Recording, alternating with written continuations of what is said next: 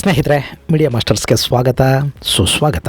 ಗೆಳೆಯರೆ, ಚುನಾವಣೆಗಳು ಬಂದು ಅಂದರೆ ನಾನಾ ರೀತಿಯ ವಿಷಯಗಳು ಚರ್ಚೆಗೆ ಬರುತ್ತವೆ. ಜನರಲ್ಲಿ ಅಸೂಯೆ, ಆಸೆ, ಹೊಟ್ಟೆ ಕಿಚ್ಚು, ಭಯ, ಹೀಗೆ ಏನೇನು ಸಾಧ್ಯನೋ ಅದೆಲ್ಲವನ್ನು ಬಿತ್ತಿ ಅಲ್ಲಿ ತಮ್ಮ ಬೇಳೆ ಬೇಯಿಸ್ಕೊಳ್ಳೋದಕ್ಕೆ ರಾಜಕಾರಣಿಗಳು ಪ್ರಯತ್ನ ಪಡ್ತಾರೆ. ಹಾಗೆ ಈ ಚುನಾವಣೆಯಲ್ಲಿ ಭಯಾನಕ ಚರ್ಚೆಗೆ ಕಾರಣವಾಗ್ತಾ ಇರೋದು ಸಂಪತ್ತಿನ ಅಸಮಾನ ಹಂಚಿಕೆಯ ವಿಷಯ. ಭಾರತದಲ್ಲಿ GDP ಹೆಚ್ಚಾಗ್ತಾ ಇದೆ. ಭಾರತ ಜಗತ್ತಿನ 5ನೇ ಅತಿದೊಡ್ಡ ಆರ್ಥಿಕತೆಯನ್ನು ಹೊಂದಿರೋ ದೇಶ. ಆದರೆ ಇಲ್ಲಿ ಬಡತನ ಅನ್ನೋದು ಕಡಿಮೆ ಆಗಿಲ್ಲ.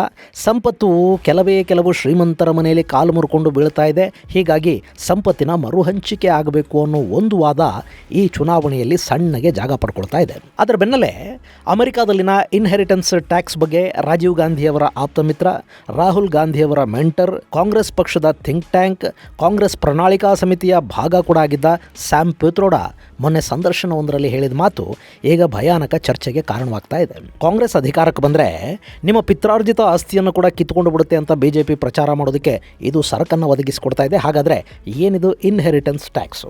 ಇದು ಸದ್ಯಕ್ಕೆ ಜಗತ್ತಿನ ಯಾವ ದೇಶಗಳಲ್ಲಿದೆ? ಇದನ್ನು ಭಾರತದಲ್ಲಿ ತರೋದಕ್ಕೆ ಸಾಧ್ಯ ಆಗುತ್ತಾ? ತಂದರೆ ಸಂಪತ್ತಿನ ಅಸಮಾನ ಹಂಚಿಕೆ ಅನ್ನೋದು ಸರಿ ಹೋಗಿಬಿಡುತ್ತಾ? ಈ ಹಿಂದೆ ಇಂಥ ಕಾನೂನು ಭಾರತದಲ್ಲಿ ಯಾವತ್ತಾದರೂ ಇತ್ತಾ? ಈಗ ಈ ತೆರಿಗೆಯನ್ನು ಹೇರ್ತಿರೋ ದೇಶಗಳಲ್ಲಿ ಸಂಪತ್ತಿನ ಸಮಾನ ಹಂಚಿಕೆ ಅನ್ನೋದು ಸಾಧ್ಯವಾಗಿದೆಯಾ? ಈ ಬಗ್ಗೆ ಒಂದಷ್ಟು ಚರ್ಚೆ ಮಾಡೋ ಪ್ರಯತ್ನವನ್ನು ನಾವಿಲ್ಲಿ ಮಾಡೋಣ. ಹಾಗೆ ಈ ಎಸ್ಟೇಟ್ ಟ್ಯಾಕ್ಸ್ ಹಾಗೂ ಇನ್ಹೆರಿಟೆನ್ಸ್ ಟ್ಯಾಕ್ಸ್ ಬಗ್ಗೆ ರಾಜಕೀಯವನ್ನು, ಪಕ್ಷಗಳ ಮೇಲಿನ ಪ್ರೀತಿಯನ್ನು ಪಕ್ಕಕ್ಕಿಟ್ಟು ಒಂದು ಸ್ವಲ್ಪ ಪ್ರಾಕ್ಟಿಕಲ್ ಆಗಿ ನೋಡೋ ಪ್ರಯತ್ನವನ್ನು ಕೂಡ ಮಾಡೋಣ.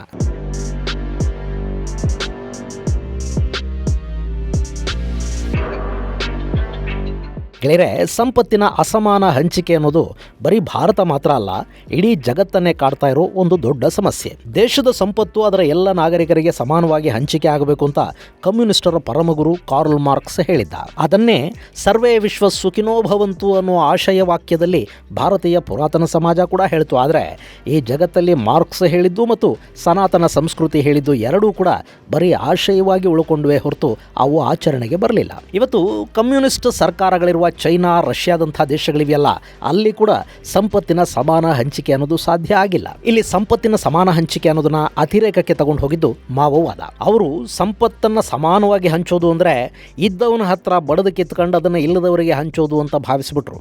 ಈಗ ಒಂದು ದೊಡ್ಡ ಗೆರೆ, ಇನ್ನೊಂದು ಸಣ್ಣ ಗೆರೆ ಇವೆ ಅಂತ ಇಟ್ಕೊಳ್ಳಿ. ಸಮಾನತೆ ತರೋದು ಅಂದರೆ ಸಣ್ಣದಕ್ಕೆ ಪರಿಶ್ರಮ ಪೂರ್ವಕವಾಗಿ ದೊಡ್ಡದನ್ನು ಮುಟ್ಟೋ ಹಾಗೆ ಮಾಡೋದು ಅಂತ ಅವರು ಭಾವಿಸಲೇ ಇಲ್ಲ. ಬದಲಿಗೆ ದೊಡ್ಡ ಗೆರೆಯನ್ನು ಅಳಿಸಿ ಸಣ್ಣದಾಗಿಸಿಬಿಟ್ರೆ ಸಮಾನತೆ ಅನ್ನೋದು ಸಾಧ್ಯವಾಗುತ್ತೆ ಅಂದುಕೊಂಡ್ರು. ಅದಕ್ಕಾಗಿ ಶ್ರೀಮಂತರನ್ನು ದೋಚಿ ಬಡವರಿಗೆ ಹಂಚೋ ಮೂಲಕ ಸಂಪತ್ತಿನ ಸಮಾನ ಹಂಚಿಕೆಯನ್ನು ಸಾಧಿಸ್ತೀವಿ ಅಂತ ಹೊರಟರು. ಆದರೆ ಹಾಗೆ ಹಂಚಿದ ಹಣದಿಂದ ಎಷ್ಟು ಮಂದಿ ಶ್ರೀಮಂತರಾದರೂ ಗೊತ್ತಿಲ್ಲ, ದೋಚಿಸಿಕೊಂಡವರು ಮಾತ್ರ ಬಡವರಾಗ್ತಾ ಹೋದರು. ಹೀಗಾಗಿ ಇದು ವೈಜ್ಞಾನಿಕ ಹಂಚಿಕೆ ಅಂತ ಅನ್ನಿಸ್ಕೊಳ್ಳಿಲ್ಲ. ಸಂಪತ್ತಿನ ಅಸಮಾನತೆ ಅನ್ನೋದು ಹಾಗೆ ಉಳ್ಕೊಳ್ತು. ಶ್ರೀಮಂತರು ಶ್ರೀಮಂತರೇ ಆಗ್ತಾ ಹೋದ್ರು, ಬಡವರು ಬಡವರಾಗೆ ಉಳ್ಕೊಂಡ್ರು. ಹಾಗಾದ್ರೆ ಇದನ್ನು ಸರಿ ಮಾಡೋದು ಹೇಗೆ? ಗೆಳೆಯರೆ, ಈ ಪ್ರಶ್ನೆಗೆ ಶತಮಾನಗಳಿಂದ ಕೂಡ ಯಾವ ದೇಶನೂ ಉತ್ತರವನ್ನು ಹುಡುಕೋದಕ್ಕೆ ಸಾಧ್ಯ ಆಗಿಲ್ಲ. ಈಗ ಚುನಾವಣೆಯ ಸಂದರ್ಭದಲ್ಲಿ ಇದು ನಮ್ಮ ದೇಶದಲ್ಲಿ ಕೇವಲ ಚುನಾವಣೆಯ ವಸ್ತುವಾಗಿ ಮಾತ್ರ ಬದಲಾಗ್ತಾ ಇದೆ ಅನ್ನೋದು ಖಂಡಿತ ನೋವಿನ ಸಂಗತಿ. ಈಗ ಚರ್ಚೆ ಆಗ್ತಾ ಇರೋದೇನು ಅಂದರೆ, ಕಾಂಗ್ರೆಸ್ ಹಾಗೂ ಇಂಡಿ ಕೂಟದ ನಾಯಕ ರಾಹುಲ್ ಗಾಂಧಿ ಇತ್ತೀಚಿನ ಸಭೆಗಳಲ್ಲಿ ಈ ದೇಶದ ಸಂಪತ್ತು ಕೇವಲ 1% ಜನರ ಕೈಯಲ್ಲಿ ಮಾತ್ರ ಇದೆ, ಇನ್ನುಳಿದ 99% ಜನ ಬಡವರಾಗಿ ಉಳ್ಕೊಂಡು ಬಿಟ್ಟಿದ್ದಾರೆ ಅಂತ ಭಾಷಣ ಮಾಡ್ತಾ ಇದ್ದಾರೆ. ಇದು ತೀರಾ ಸುಳ್ಳೇನಲ್ಲ. ಸ್ವಾತಂತ್ರ್ಯ ಬಂದು 75 ವರ್ಷಗಳು ಕಳೆದು ಹೋದು. ಆ 75 ವರ್ಷಗಳಲ್ಲಿ ಈ ದೇಶವನ್ನು 15-18 ವರ್ಷ ಬಿಟ್ಟರೆ ಉಳಿದೆಲ್ಲ ಅವಧಿಯಲ್ಲೂ ಕಾಂಗ್ರೆಸ್ ಪಕ್ಷನೇ ಆಳಿತ್ತು. ಆದರೂ ಕೂಡ ಸಂಪತ್ತಿನ ಸಮಾನ ಹಂಚಿಕೆ ಅನ್ನೋದು ಸಾಧ್ಯ ಆಗಲಿಲ್ಲ. ಯುವರಾಜ ಆ ಬಗ್ಗೆ ಈಗ ಮಾತಾಡ್ತಾ ಇದ್ದಾರೆ. ಇನ್ನು ಇದನ್ನು ಕೌಂಟರ್ ಮಾಡೋ ಭರದಲ್ಲಿ ಕಾಂಗ್ರೆಸ್ ಆಡಳಿತಕ್ಕೆ ಬಂದುಬಿಟ್ರೆ ನಿಮ್ಮ ಆಸ್ತಿಪಾಸ್ತಿಗಳನ್ನೇ ಕಿತ್ಕೊಂಡು ಬಿಡುತ್ತೆ ಅಂತ BJP ಭಯ ಹುಟ್ಟಿಸೋ ಪ್ರಯತ್ನವನ್ನು ಕೂಡ ಮಾಡ್ತಾ ಇದೆ. ಇನ್ನು BJPಯ ಈ ಆರೋಪಕ್ಕೆ ಪುಷ್ಟಿ ಕೊಡೋ ಹಾಗೆ ಮೊನ್ನೆ ಒಂದು ಸಂದರ್ಶನದಲ್ಲಿ ಸ್ಯಾಮ್ ಪಿತ್ರೋಡಾ ಅಮೆರಿಕಾದಲ್ಲಿನ ಇನ್ಹೆರಿಟೆನ್ಸ್ ಟ್ಯಾಕ್ಸ್ ಬಗ್ಗೆ ಮಾತಾಡಿರೋದು ಈಗ ಸಾಕಷ್ಟು ಚರ್ಚೆಗೆ ಕಾರಣವಾಗ್ತಾ ಇದೆ. ಅದು ಎಷ್ಟು ವಿವಾದ ಎಬ್ಬಿಸಿದೆ ಅಂದರೆ, ಕಾಂಗ್ರೆಸ್ ಸ್ಯಾಮ್ ಹೇಳಿಕೆ ಅವರ ವೈಯಕ್ತಿಕ, ಅದಕ್ಕೂ ನಮಗೂ ಸಂಬಂಧ ಇಲ್ಲ ಅಂತ ಹೇಳಿದರೆ ಖುದ್ದು ಸ್ಯಾಮ್ ಪಿತ್ರೋಡಾ ನಾನು ಹೇಳಿದ ಹಾಗಲ್ಲ, ಇಲ್ಲಿ ಯಾರು ಯಾರ ಆಸ್ತಿನೂ ಕಿತ್ಕೊಳ್ಳೋದಿಲ್ಲ, ನಾನು ಜಸ್ಟ್ ಅಮೆರಿಕಾದ ಟ್ಯಾಕ್ಸ್ ಬಗ್ಗೆ ಮಾತ್ರ ಹೇಳಿದೆ ಅಂತ ಸಮರ್ಥನೆಗಳನ್ನು ಕೊಟ್ಕೋಬೇಕಾಗಿ ಬರ್ತಾ ಇದೆ. ಹಾಗಾದರೆ ಅಷ್ಟೊಂದು ವಿವಾದಕ್ಕೆ ಕಾರಣವಾದ ಆ ಟ್ಯಾಕ್ಸ್ ಪದ್ಧತಿ ಆದರೂ ಏನು? ಅದು ಅಮೆರಿಕಾದಲ್ಲಿದೆಯಾ?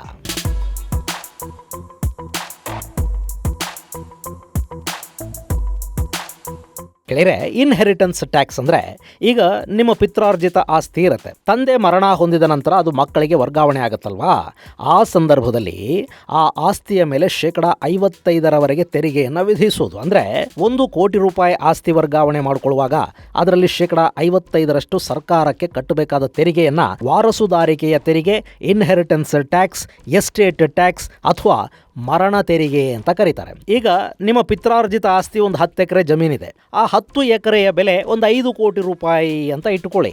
ಅದು ತಂದೆಯ ಮರಣಾನಂತರ ಮಕ್ಕಳಿಗೆ ಹಂಚಿಕೆ ಆಗುವಾಗ ಆ 5 ಕೋಟಿ ರೂಪಾಯಿ ಮೌಲ್ಯದ ಆಸ್ತಿಯ ಪೈಕಿ 10% ಅಂದರೆ ಸುಮಾರು 2.5 ಕೋಟಿ ರೂಪಾಯಿಗಳಷ್ಟು ಹಣವನ್ನು ಸರ್ಕಾರಕ್ಕೆ ತೆರಿಗೆಯ ರೂಪದಲ್ಲಿ ಪಾವತಿಸಿ ಆ ನಂತರ ಆ ಆಸ್ತಿಯನ್ನು ನಿಮ್ಮ ಹೆಸರಿಗೆ ವರ್ಗಾವಣೆ ಮಾಡಿಕೊಳ್ಳೋದು. ಇದು ವಾರಸುದಾರಿಕೆಯ ತೆರಿಗೆ. ಅಲ್ಲಿಗೆ ತಂದೆ ದುಡಿದಿಟ್ಟ ಆಸ್ತಿ ಮಕ್ಕಳ ಕೈಗೆ ಬರುವಷ್ಟೊತ್ತಿಗೆ ಸರ್ಕಾರ ಅದರಲ್ಲಿ ಅರ್ಧನ ಕಿತ್ತುಕೊಂಡು ಬಿಟ್ಟಿರುತ್ತೆ. ಇಂಥ ತೆರಿಗೆ ಯಾವ ದೇಶದಲ್ಲಾದರೂ ಜಾರಿಯಲ್ಲಿದೆಯಾ? ಬೇರೆ ದೇಶ ಬಿಡಿ, ಭಾರತದಲ್ಲಿ ಕೂಡ ಇದು ಒಂದು ಕಾಲದಲ್ಲಿತ್ತು. ಅದು ಏನಾಯಿತು ಅನ್ನೋದನ್ನು ನೋಡೋದಕ್ಕೆ ಮೊದಲು ಅದು ಎಲ್ಲಿದೆ ಅನ್ನೋದನ್ನು ನೋಡೋಣ.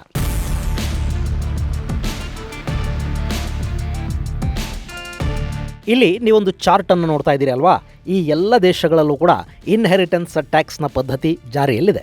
ಇನ್ನು ಅಮೆರಿಕಾದ ವಿಷಯಕ್ಕೆ ನಾವು ಬರೋದಾದ್ರೆ, ಇಡೀ ಅಮೆರಿಕಾದಲ್ಲಿ ಒಂದೇ ರೀತಿಯ ತೆರಿಗೆ ಪದ್ಧತಿ ಇಲ್ಲ. ಅಲ್ಲಿ ಒಂದೊಂದು ರಾಜ್ಯದಲ್ಲೂ ಒಂದೊಂದು ತೆರಿಗೆಯ ಸ್ಲ್ಯಾಬ್ ಇದೆ. ಆದರೂ ಅದರ ಪೈಕಿ ಆವರೇಜ್ ಅಂತ ನಾವು ತಗೊಂಡು ನೋಡಿದಾಗ ಅಮೆರಿಕಾದಲ್ಲಿ 40% ಈ ವಾರಸುದಾರಿಕೆಯ ತೆರಿಗೆ ಇದೆ. ಇನ್ನು ಜಪಾನ್ ಮತ್ತು ಸೌತ್ ಕೊರಿಯಾಗಳಲ್ಲಿ ಅತಿ ಹೆಚ್ಚು ಅಂದರೆ 55% ಮತ್ತು 50% ತೆರಿಗೆಯನ್ನು ವಿಧಿಸ್ತಾರೆ. ಅತಿ ಕಡಿಮೆ ತೆರಿಗೆ 4% ವಿಧಿಸಲಾಗುತ್ತೆ, ಅದು ಇಟಲಿಯಲ್ಲಿ. ಟರ್ಕಿಯಲ್ಲಿ ಕೂಡ ಇಂಥ ತೆರಿಗೆಯನ್ನು ವಿಧಿಸ್ತಾರೆ. ಅಲ್ಲಿ 10% ವಾರಸುದಾರಿಕೆಯ ತೆರಿಗೆ ಇದ್ರೆ, ಪೋಲೆಂಡ್ ಮತ್ತು ಸ್ವಿಟ್ಜರ್ಲ್ಯಾಂಡ್ ನಂತಹ ದೇಶಗಳಲ್ಲಿ 7% ಈ ವಾರಸುದಾರಿಕೆಯ ತೆರಿಗೆಯನ್ನು ವಿಧಿಸಲಾಗುತ್ತೆ. ಅದು ಏನಿಲ್ಲ, ಸಿಂಪಲ್. ತಂದೆ ಗಳಿಸಿದ ಆಸ್ತಿ ಅವರ ನಿಧನಾನಂತರ ಮಕ್ಕಳಿಗೆ ವರ್ಗಾವಣೆ ಆಗುವಾಗ ಆಸ್ತಿಯ ಒಟ್ಟು ಮೌಲ್ಯ ಏನಿದೆ ಅದರಲ್ಲಿ ಇಷ್ಟು ಅಂತ ತೆರಿಗೆಯನ್ನು ಪಾವತಿಸಿ ಆ ನಂತರ ಮಕ್ಕಳು ಅದನ್ನು ತಮ್ಮ ಹೆಸರಿಗೆ ವರ್ಗಾವಣೆ ಮಾಡ್ಕೋಬೇಕಾಗಿರುತ್ತೆ. ಇದೇ ಎಸ್ಟೇಟ್ ಟ್ಯಾಕ್ಸ್. ಈ ತೆರಿಗೆ ಹಣವನ್ನು ಸರ್ಕಾರ ವಿವಿಧ ಕಾಮಗಾರಿಗಳಿಗೆ, ಜನಕ್ಕೆ ಒದಗಿಸುವ ವಿವಿಧ ಸೌಲಭ್ಯಗಳಿಗೆ ಬಳಕೆ ಮಾಡುತ್ತೆ. ಆ ಮೂಲಕ ಸಂಪತ್ತಿನ ಮೇಲಿನ ಅಧಿಕಾರವನ್ನು ಇಡೀ ದೇಶಕ್ಕೆ ಹಂಚುತ್ತಾ ಇದ್ದೀವಿ ಅಂತ ಸರ್ಕಾರ ಭಾವಿಸುತ್ತೆ. ಈಗ ಈ ತೆರಿಗೆ ಭಾರತದಲ್ಲಿ ಬೇಕಾ? ಗೆಳೆಯರೆ, ಒಂದು ಕಾಲದಲ್ಲಿ ನಮ್ಮಲ್ಲಿ ಕೂಡ ಇದು ಇತ್ತು. ಇದನ್ನು ಎಸ್ಟೇಟ್ ಡ್ಯೂಟಿ ಆ್ಯಕ್ಟ್ 1953 ಅಂತ ಕರೀತಾ ಇದ್ರು. 1953ರಲ್ಲಿ ಜಾರಿಯಾದ ಈ ಕಾನೂನು ಪಿತ್ರಾರ್ಜಿತ ಆಸ್ತಿ ವರ್ಗಾವಣೆಯ ಸಂದರ್ಭದಲ್ಲಿ ಆಸ್ತಿಯ ಮೌಲ್ಯವನ್ನು ಆಧರಿಸಿ 83% ಕೂಡ ತೆರಿಗೆಯನ್ನು ವಿಧಿಸೋದಕ್ಕೆ ಅವಕಾಶವನ್ನು ಕೊಡ್ತಾ ಇತ್ತು. ಅಲ್ಲಿ 1 ಲಕ್ಷ ರೂಪಾಯಿ ಮೌಲ್ಯದ ಆಸ್ತಿ ವರ್ಗಾವಣೆಗೆ 7.5% ತೆರಿಗೆಯನ್ನು ವಿಧಿಸಲಾಗ್ತಾ ಇತ್ತು. 20 ಲಕ್ಷದವರೆಗಿನ ಆಸ್ತಿಯ ವರ್ಗಾವಣೆ ಮೇಲೆ 55% ತೆರಿಗೆ ವಿಧಿಸುವ ಪದ್ಧತಿ ಜಾರಿಯಲ್ಲಿತ್ತು. ಆದರೆ ರಾಜೀವ್ ಗಾಂಧಿ ಅವರ ಸರ್ಕಾರದಲ್ಲಿ ವಿತ್ತ ಸಚಿವರಾಗಿದ್ದ VP ಸಿಂಗ್ ರದ್ದು ಮಾಡ್ತಾರೆ. ಅದಕ್ಕೆ ಕಾರಣ ಏನು ಅಂದರೆ, ಈ ತೆರಿಗೆಯಿಂದ ಭಾರತದ ಬೊಕ್ಕಸಕ್ಕೆ ಅಂಥ ದೊಡ್ಡ ಮೊತ್ತದ ಆದಾಯ ಏನು ಬರ್ತಾ ಇರಲಿಲ್ಲ. ಬರೋ ಆದಾಯಕ್ಕಿಂತ ಅದರ ನಿರ್ವಹಣೆಗಾಗೋ ಖರ್ಚೆ ಹೆಚ್ಚಾಗಿ ಕಾಣ್ತಾ ಇತ್ತು. ಹೀಗಾಗಿ ಇದು ದೇಶದ ಖಜಾನೆಗೆ ಹೊರೆ ಅಂತ ಸರ್ಕಾರಕ್ಕೆ ಅನ್ನಿಸ್ತು. ಇನ್ನು ಪ್ರತಿಪಕ್ಷಗಳು ಕೂಡ ಈ ತೆರಿಗೆಯ ವಿಷಯದಲ್ಲಿ ದೊಡ್ಡ ಮಟ್ಟದ ಅಸಮಾಧಾನವನ್ನು ವ್ಯಕ್ತಪಡಿಸಿದ್ವು. ಇನ್ನು ಅಲ್ಲಿ ಏನಾಗ್ತಿತ್ತು ಅಂದರೆ, ಆಸ್ತಿಯ ಮೇಲೆ ತೆರಿಗೆ ಪಾವತಿ ಮಾಡಬೇಕು ಅಂದಾಗ ಅದರ ಮೌಲ್ಯವನ್ನು ಕಡಿಮೆ ತೋರಿಸುವ ಕೆಲಸ ನಡೀತಾ ಇತ್ತು. ಸರ್ಕಾರ 55% ಹಣವನ್ನು ತೆರಿಗೆ ರೂಪದಲ್ಲಿ ಕಿತ್ಕೊಳ್ಳುತ್ತೆ ಅಂದರೆ ಬೇನಾಮಿ ಹೆಸರುಗಳಲ್ಲಿ ಆಸ್ತಿ ಮಾಡೋ ಪ್ರಮಾಣ ಹೆಚ್ಚಾಗ್ತಾ ಹೋಯಿತು. ಜೊತೆಗೆ ತೆರಿಗೆಗೆ ಸಂಬಂಧಪಟ್ಟ ಹಾಗೆ ನ್ಯಾಯಾಲಯಗಳಲ್ಲಿ ಪ್ರಕರಣಗಳು ದಾಖಲಾಗೋದು ಕೂಡ ಹೆಚ್ಚಾಯಿತು. ಅದರ ವೆಚ್ಚವನ್ನೂ ಸರ್ಕಾರವೇ ಭರಿಸಬೇಕಾಗಿ ಬರ್ತಾ ಇತ್ತು.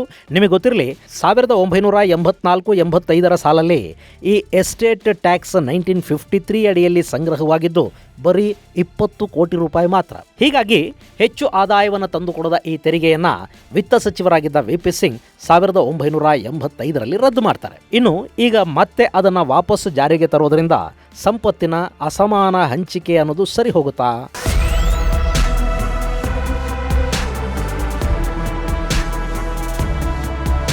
ಗೆಳೆಯರೆ, ಇತ್ತೀಚಿನ ವರ್ಷಗಳಲ್ಲಿ ಇದರ ಬಗ್ಗೆ ಹೆಚ್ಚು ಮಾತಾಡಿದ್ದು ಮನಮೋಹನ್ ಸಿಂಗ್ ಅವರ ಸರ್ಕಾರದಲ್ಲಿ ವಿತ್ತ ಸಚಿವರಾಗಿದ್ದ P. ಚಿದಂಬರಂ. 2013ರಲ್ಲಿ ಚಿದಂಬರಂ ಈ ಬಗ್ಗೆ ದೊಡ್ಡ ಮಟ್ಟದಲ್ಲಿ ಒತ್ತಡವನ್ನು ತರೋದಕ್ಕೆ ಪ್ರಯತ್ನ ಪಟ್ಟರು. ಆದರೆ ಅವರದ್ದೇ ಪಕ್ಷದ ಸಹೋದ್ಯೋಗಿಗಳು ಹಾಗೂ ಸರ್ಕಾರದ ಇನ್ನಿತರ ಸಚಿವರು ಯಾರೂ ಕೂಡ ಚಿದಂಬರಂ ಅವರ ಈ ಎಸ್ಟೇಟ್ ಟ್ಯಾಕ್ಸ್ ಮರುಜಾರಿಯ ಶಿಫಾರಸ್ಸಿನ ಬಗ್ಗೆ ಹೆಚ್ಚು ಆಸಕ್ತಿಯನ್ನು ತೋರಿಸಲಿಲ್ಲ ಮತ್ತು ಇದಕ್ಕೆ ತೀವ್ರ ವಿರೋಧ ಕೂಡ ವ್ಯಕ್ತವಾಯಿತು. ಹೀಗಾಗಿ ಚಿದಂಬರಂ ಈ ವಿಷಯದಲ್ಲಿ ಸುಮ್ಮನಾಗಬೇಕಾಗಿ ಬಂತು. ಇನ್ನು 2014ರಲ್ಲಿ NDA ಸರ್ಕಾರ ರಚನೆ ಆಯಿತು. ಆ ಸರ್ಕಾರದಲ್ಲಿ ಹಣಕಾಸು ಇಲಾಖೆಯ ರಾಜ್ಯ ಸಚಿವರಾಗಿದ್ದ ಜಯಂತ್ ಸಿನ್ಹಾ ಬಹಿರಂಗವಾಗಿ ಈ ಎಸ್ಟೇಟ್ ಟ್ಯಾಕ್ಸ್ ಬಗ್ಗೆ ಮಾತಾಡೋದಕ್ಕೆ ಶುರು ಮಾಡಿದರು. ಇದರ ಬಗ್ಗೆ ವಿತ್ತ ಸಚಿವ ಅರುಣ್ ಜೇಟ್ಲಿ ಅವರು ಕೂಡ ಒಂದು ಸ್ವಲ್ಪ ಆಸಕ್ತಿಯನ್ನು ವಹಿಸಿದರಾದರೂ ಇದನ್ನ ಭಾರತದಲ್ಲಿ ಜಾರಿಗೆ ತರೋದು ಕಾರ್ಯಸಾಧುವಲ್ಲ ಮತ್ತು ಇದರಿಂದ ಯಾವ ಪ್ರಯೋಜನವೂ ಆಗುವುದಿಲ್ಲ ಅನ್ನೋ ಕಾರಣಕ್ಕೆ ಈ ಬಗ್ಗೆ ಚರ್ಚೆಗಳು ಅಲ್ಲಿಗೆ ನಿಂತೋದು. ಇಲ್ಲಿ ಸಂಪತ್ತಿನ ಅಸಮಾನ ಹಂಚಿಕೆಯನ್ನ ಸರಿಪಡಿಸೋ ಕೆಲಸ ಇದೆಯಲ್ಲ, ಅದನ್ನ ಎಲ್ಲ ಸರ್ಕಾರಗಳು ತಮಗೆ ತೋಚಿದ ರೀತಿಯಲ್ಲಿ ಮಾಡ್ತಲೇ ಬರ್ತಾ ಇವೆ. ಇವತ್ತೇನದು ನಡೀತಾ ಇಲ್ಲ ಅಂತ ನೀವು ಅಂದ್ಕೊಂಡಿದ್ದೀರಾ? ನಮ್ಮಲ್ಲಿ ನೇರ ತೆರಿಗೆಯನ್ನು ಕಟ್ಟುವವರ ಸಂಖ್ಯೆ ತುಂಬಾನೇ ಕಡಿಮೆ. ಆದ್ರೆ ಯಾರು ಹಾಗೆ ನೇರ ತೆರಿಗೆ ಅಥವಾ ಆದಾಯ ತೆರಿಗೆಯನ್ನು ಕಟ್ತಾರೋ ಅವರನ್ನ ಸರ್ಕಾರ ಇವತ್ತಿಗೂ ಕೂಡ ವಿಪರೀತ ಪ್ರಮಾಣದಲ್ಲಿ ಹಿಂಡುತ್ತಲೇ ಇದೆ. ನಾವು ವರ್ಷಕ್ಕೆ 5 ರಿಂದ 10 ಲಕ್ಷ ರೂಪಾಯಿ ದುಡಿದ್ರೆ ನಮ್ಮ ದುಡಿಮೆಯಲ್ಲಿ 20% ಇನ್ಕಮ್ ಟ್ಯಾಕ್ಸ್ ಅನ್ನು ಕಟ್ಟಬೇಕು. ಅದೇ ದುಡಿಮೆ ವರ್ಷಕ್ಕೆ 10 ಲಕ್ಷ ದಾಟಿದ್ರೆ ತೆರಿಗೆ 30% ತಲುಪುತ್ತೆ. ಅಂದ್ರೆ ದುಡಿಮೆ 10 ಲಕ್ಷ ರೂಪಾಯಿಯನ್ನ ದಾಟಿದ ಕೂಡಲೇ 3 ಲಕ್ಷ ರೂಪಾಯಿ ತೆರಿಗೆಯನ್ನು ಕೊಡಬೇಕು. ಎಷ್ಟು ಜಾಸ್ತಿ ದುಡಿದ್ರೆ ಅಷ್ಟು ಹೆಚ್ಚು ಟ್ಯಾಕ್ಸ್ ಅನ್ನು ಕಟ್ತಾ ಹೋಗಬೇಕಾಗತ್ತೆ. ಹಾಗಂತ ಅಷ್ಟೊಂದು ತೆರಿಗೆ ಕಟ್ಟಿಸ್ಕೊಳ್ತಾ ಇರೋ ಈ ದೇಶದಲ್ಲಿ ಆರ್ಥಿಕ ಸಮಾನತೆಯನ್ನ ಸಾಧಿಸೋದಕ್ಕೆ ಸಾಧ್ಯ ಆಗಿದೆಯಾ? ಗೆಳೆಯರೆ, ಈ ದೇಶದ ಸಂಪತ್ತು 1% ಜನರ ಕೈಯಲ್ಲಿದೆ, ಉಳಿದವರೆಲ್ಲ ಬಡವರಾಗಿದ್ದಾರೆ ಅನ್ನೋ ಮಾತು ಎದೆಗೆ ಬೆಂಕಿ ಹಾಕೋದಕ್ಕೆ ತುಂಬಾನೇ ಚೆನ್ನಾಗಿರುತ್ತೆ. ಆದರೆ ಅದನ್ನು ಸರಿಪಡಿಸಬೇಕು ಅಂದರೆ ಉಳಿದವರನ್ನು ಶ್ರೀಮಂತರನ್ನಾಗಿ ಮಾಡೋದಕ್ಕೆ ಬೇಕಾದ ವ್ಯವಸ್ಥೆಗಳನ್ನು ಮಾಡಬೇಕು. ಉದ್ಯೋಗ ಸೃಷ್ಟಿ ಸಾಧ್ಯ ಆಗಬೇಕು. ಅದನ್ನು ಮಾಡೋರು ಯಾರು? ಇದೇ ಬಂಡವಾಳಶಾಹಿಗಳು. ಅಂದರೆ 1% ಜನ ಇದಾರಲ್ಲ ಅವರೇ. ಅವ್ರು ಇರಲೇಬಾರದು ಅಂದರೆ ಉದ್ಯಮಗಳು, ಕಾರ್ಖಾನೆಗಳು, ಉದ್ಯೋಗಗಳು ಇವೆಲ್ಲವನ್ನೇನು ಸರ್ಕಾರ ಕೊಡೋದಕ್ಕೆ ಸಾಧ್ಯ ಆಗುತ್ತಾ? ಇನ್ನು ಈ ದೇಶದ GDP ಹೆಚ್ಚಾಗ್ತಾ ಇದೆ, ಆದರೆ ಬಡತನ ಹಾಗೆ ಇದೆ ಅನ್ನೋದು ಕೂಡ ಸುಳ್ಳೇನಲ್ಲ, ಅದು ನಿಜಾನೇ. ಆದರೆ ಬಡತನ ಅನ್ನೋದನ್ನು ನಾವು 80ರ ದಶಕಕ್ಕೆ 90ರ ದಶಕದ ಪರಿಸ್ಥಿತಿಗೆ ಹೋಲಿಸಿ ನೋಡಬೇಕು. ಅವತ್ತಿನ ಜನಕ್ಕೆ ಇವತ್ತಾಗಿರೋ ಬದಲಾವಣೆ ಏನು ಅನ್ನೋದು ಖಂಡಿತ ಅರ್ಥ ಆಗುತ್ತೆ. ಆದರೆ ಈ 2K ಅಂದರೆ 2000ರ ನಂತರ ಹುಟ್ಟಿದವರು ಇದಾರಲ್ಲ, ಇವರಿಗೆ ಈ ದೇಶದಲ್ಲಿ ಬಡತನ ಅನ್ನೋದು ಹೇಗಿತ್ತು ಅನ್ನೋದರ ಒಂದು ಅರಿವು ಕೂಡ ಇರೋದಕ್ಕೆ ಸಾಧ್ಯ ಇಲ್ಲ. 90ರ ದಶಕಕ್ಕೂ ಮೊದಲಿದ್ದ ಆ ಬಡ ವರ್ಗನೇ ಇವತ್ತು ಸ್ವಲ್ಪ ಮೇಲಕ್ಕೇರಿ ಮಧ್ಯಮ ವರ್ಗ, ಮೇಲ್ಮಧ್ಯಮ ವರ್ಗ ಅನ್ನಿಸ್ಕೊಳ್ತಾ ಇದೆ. ಅವರಲ್ಲಿ ಪ್ರತಿಯೊಬ್ಬರಲ್ಲೂ ಶ್ರೀಮಂತರಾಗುವ ಕನಸಿದೆ, ಕಿಚ್ಚಿದೆ. ಮತ್ತು ಇವತ್ತು 1% ಶ್ರೀಮಂತರಿದಾರಲ್ಲ, ಅವರಲ್ಲಿ 75% ಜನ ಇದೇ ಮಧ್ಯಮ ವರ್ಗಗಳಿಂದಲೇ ಎದ್ದು ಅಲ್ಲಿಗೆ ಹೋದವರು, ತಮ್ಮ ಶ್ರಮದ ಮೂಲಕ ಶ್ರೀಮಂತರು ಅನ್ನಿಸ್ಕೊಂಡವರು. ನಾವು ಅಂಬಾನಿ ಅಂಬಾನಿ ಅಂತ ಹೇಳ್ತಾ ಇರ್ತೀವಲ್ವಾ, ಈ ಅಂಬಾನಿಗಳ ತಂದೆ ಹಿರಿಯ ಅಂಬಾನಿ ಪೆಟ್ರೋಲ್ ಬಂಕಲ್ಲಿ ಕೆಲಸ ಮಾಡ್ತಿದ್ದ ಅನ್ನೋದನ್ನ ನಾವು ಮರ್ತೇ ಬಿಡ್ತೀವಿ. ಆತ ಕೂಡ ಬಡತನ ಮತ್ತು ಮಧ್ಯಮ ವರ್ಗದಿಂದಲೇ ಅಲ್ಲಿಗೆ ಹೋಗಿದ್ದಲ್ವೇ? ಶ್ರೀಮಂತರಾಗೋದಕ್ಕೆ ಒಂದಷ್ಟು ಸ್ಪೆಷಲ್ ಕ್ವಾಲಿಟಿಗಳಿರಬೇಕಾಗತ್ತೆ. ಅದು ಶ್ರೀಮಂತರ ಮನೆಯಲ್ಲೇ ಹುಟ್ಟಿದವರು ಇರ್ತಾರಲ್ಲ, ಅಂಥವರಿಗೆ ಅರ್ಥ ಆಗೋದು ಸ್ವಲ್ಪ ಕಷ್ಟ.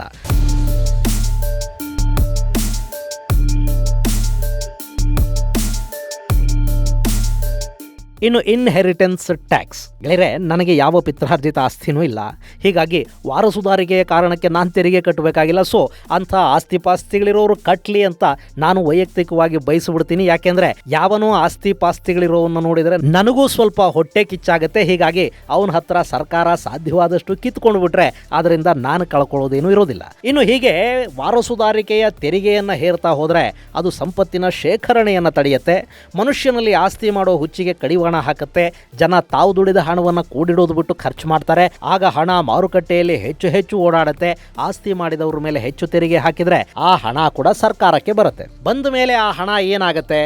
ಭಾರತದಲ್ಲಿ ನಾವು ಕೇಳಿಕೊಳ್ಳೇಬೇಕಾದ ಪ್ರಶ್ನೆ ಇದು. ನಮ್ಮಲ್ಲಿ ಈಗ ಸಂಗ್ರಹವಾಗ್ತಾ ಇರೋ ತೆರಿಗೆ ಹಣ ಮತ್ತು ಕಾಮಗಾರಿಗಳಿಗೆ ಬಿಡುಗಡೆ ಆಗ್ತಾ ಇರೋ ಹಣ ಎಲ್ಲ ಸರಿಯಾಗಿ ಖರ್ಚಾಗೋ ಹಾಗಿದ್ದಿದ್ರೆ ಇಷ್ಟೊತ್ತಿಗೆ ಭಾರತ ಅಮೆರಿಕ, ಚೈನಾಗಳ ಥರ ತಯಾರಾಗ್ತಾ ಇತ್ತು. ಆದರೆ ನಮ್ಮಲ್ಲಿನ ಭ್ರಷ್ಟಾಚಾರಕ್ಕೆ ಮದ್ದು ಅನ್ನೋದೆಲ್ಲಾದರೂ ಇದೆಯಾ? ಬಂದ ಹಣದಲ್ಲಿ ನಿಜವಾಗ್ಲೂ ಬಳಕೆ ಆಗೋದು 20% ಮಾತ್ರ. ಇನ್ನುಳಿದದ್ದು ಭ್ರಷ್ಟರು, ರಾಜಕಾರಣಿಗಳ ಜೇಬಿಗೆ ಹೋಗುತ್ತೆ. ಈ ಸಂಪತ್ತಿಗೆ ನಾವು ತೆರಿಗೆಗಳ ಜೊತೆ ಇನ್ಹೆರಿಟೆನ್ಸ್ ಟ್ಯಾಕ್ಸ್ ಅನ್ನು ಕಟ್ಟಬೇಕಾ? ಸ್ವಾತಂತ್ರ್ಯ ಬಂದ 75 ವರ್ಷಗಳ ನಂತರ ಕೂಡ ಉಚಿತ ಶಿಕ್ಷಣ, ಸಮಾನ ಶಿಕ್ಷಣದ ಅವಕಾಶ, ಉಚಿತ ಆರೋಗ್ಯ, ಮೂಲಭೂತ ಸೌಕರ್ಯ ಇವುಗಳ ಬಗ್ಗೆನೇ ನಾವು ಮಾತಾಡ್ತಾ ಇದ್ದೀವಿ. ನಿಮಗೆ ಸಂಪತ್ತಿನ ಸಮಾನ ಹಂಚಿಕೆ ಮಾಡಬೇಕಾ? ಹಾಗಿದ್ರೆ ಈ ದೇಶದ ಪ್ರತಿ ವಿದ್ಯಾರ್ಥಿಗೂ ಒಂದೇ ರೀತಿಯ ಶಿಕ್ಷಣ ಸಿಗೋ ಹಾಗೆ ಮಾಡಿ. ಅಂಬಾನಿಯ ಮಗ ಓದೋ ಥರದ ಶಾಲೆಯಲ್ಲೇ ಅಂಬಣ್ಣನ ಮಗಾನು ಓದೋದಕ್ಕೆ ಸಾಧ್ಯವಾಗುವ ಥರದ ಶಿಕ್ಷಣ ವ್ಯವಸ್ಥೆ ಜಾರಿಗೆ ಬರಲಿ. ಪ್ರತಿಯೊಂದು ಸರ್ಕಾರಿ ಆಸ್ಪತ್ರೆಯನ್ನು ಸೂಪರ್ ಸ್ಪೆಷಾಲಿಟಿ ಆಸ್ಪತ್ರೆಯ ಮಟ್ಟಕ್ಕೆ ತಗೊಂಡು ಹೋಗಿ ನೋಡಿ. ಪ್ರತಿಯೊಬ್ಬರಿಗೂ ದುಡಿಯೋದಕ್ಕೆ ಹಚ್ಚಿ, ಮ್ಯಾನ್ ಪವರ್ ವ್ಯರ್ಥವಾಗೋದನ್ನು ಕಡಿಮೆ ಮಾಡಿ. ನಾನು ದಿನಕ್ಕೆ 12-13 ಗಂಟೆ ದುಡಿದು 4 ಕಾಸು ಸಂಪಾದಿಸಿ ಅದನ್ನು ದುಡಿದೆ ಅನ್ನೋ ಕಾರಣಕ್ಕೆ ನಾನು ಟ್ಯಾಕ್ಸ್ ಕಟ್ತೀನಿ. ಅದನ್ನು ಯಾರೋ ಪಾಪ ದುಡಿಯೋದಕ್ಕೆ ಸಾಧ್ಯವಾಗದವನಿಗೆ ಸರ್ಕಾರ ಕೊಟ್ಟರೆ, ಶಾಲೆ ಆಸ್ಪತ್ರೆಗಳನ್ನು ಕಟ್ಟೋದಕ್ಕೆ ಬಳಸಿದರೆ ಸರಿ. ಅದು ಬಿಟ್ಟು ಇನ್ಯಾವನೋ ಮೊಬೈಲ್ ನೋಡ್ಕೊಂಡು ಕಾಲ ಕಳೀತಾ ದುಡಿಯೋದನ್ನೇ ಮರೆತು ಕೂತವನಿಗೆ ಉಚಿತವಾಗಿ ಕೊಡೋದು ಡಿಸ್ಪ್ಯಾರಿಟಿಯನ್ನು ಹೆಚ್ಚು ಮಾಡುತ್ತೆ ಹೊರತು ಕಡಿಮೆ ಮಾಡೋದಿಲ್ಲ.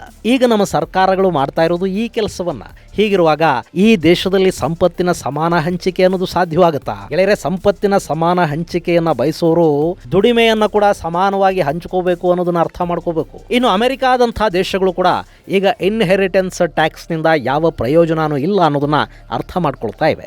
ರಷ್ಯಾ ಸೇರಿದ ಹಾಗೆ ಸಾಕಷ್ಟು ದೇಶಗಳು ಈಗಾಗಲೇ ಅದನ್ನ ರದ್ದು ಮಾಡಿವೆ. ಆ ರದ್ದಾದ ದೇಶಗಳ ಪಟ್ಟಿಯನ್ನು ಕೂಡ ಇಲ್ಲಿ ನಿಮ್ಮ ಮುಂದಿಟ್ಟಿದ್ದೀನಿ, ನೋಡ್ಕೊಂಡು ಬಿಡಿ. ಇದು ಗೆಳೆಯರೆ ಇನ್ಹೆರಿಟೆನ್ಸ್ ಟ್ಯಾಕ್ಸ್, ವಾರಸುದಾರಿಕೆಯ ತೆರಿಗೆ ಅಥವಾ ಮರಣ ತೆರಿಗೆಯ ಕುರಿತಾದ ಒಂದಷ್ಟು ಮಾಹಿತಿ. ಮುಂದಿನ ಸಂಚಿಕೆಯಲ್ಲಿ ಮತ್ತಷ್ಟು ವಿಶೇಷಗಳ ಜೊತೆ ಮತ್ತೆ ಭೇಟಿಯಾಗೋಣ. ಅಲ್ಲಿವರೆಗೆ ಜೈ ಹಿಂದ್, ಜೈ ಕರ್ನಾಟಕ.